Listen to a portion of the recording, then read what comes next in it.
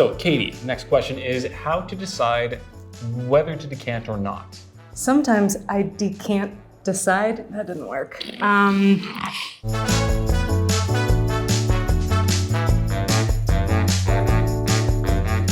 So let's talk about when we would do it. Yeah, why do we decant? Okay, so there's two reasons to decant. You want to either aerate the wine or you want to separate the wine from sediment.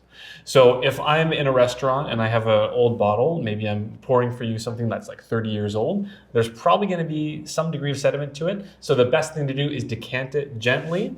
Usually if you see this process done correctly, there's a candle involved and a cradle, and you have to use the candle to see through the wine in the bottle to make sure that you're not pouring any sediment in the decanter. So you have to do it very carefully. The other reason is maybe somebody wants to drink a bold, rich Cabernet Sauvignon, but they want it to be from the year 2020. So it's certainly not old enough to be completely ready to drink. And then you would decant it to aerate it. Sometimes sommeliers refer to it as splash decanting, where they just upend the bottle into the decanter and they let it splash and glug, glug, glug out to give it more oxygen exposure. When would you decant a wine? I do like to drink my wines on the younger side. So for a youthful, big, bold red, maybe even one of the ones in front of us, I would probably give it a little bit of oxygen exposure, whether that was in a decanter or not.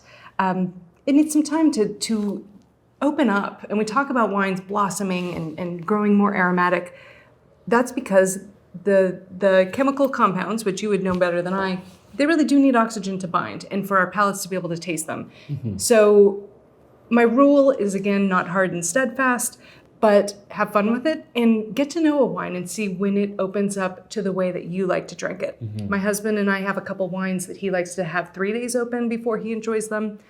If I am not prepared enough to do that, what we'll do is take the cork out, splash a little into a glass, actually physically shake the bottle, put the cork back in, and let it sit out on the counter for a couple hours.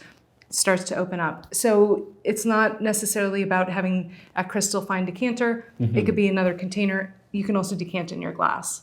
I was just trying to imagine myself in a restaurant opening a bottle and then shaking it vigorously in front of the guest. Oh, it's so fun. And I don't think I can quite get there, but maybe at home I'm going to try it, maybe with one of these guys. You know, he's a winemaker, so he can get away with a lot of the sins that maybe I couldn't get away with. But when he does it with his own wines, it's like, oh, well, if the winemaker does it, then it's got to be okay. Yeah, he knows how he likes it. And also, you know how you like your wine too. So do what's right for you.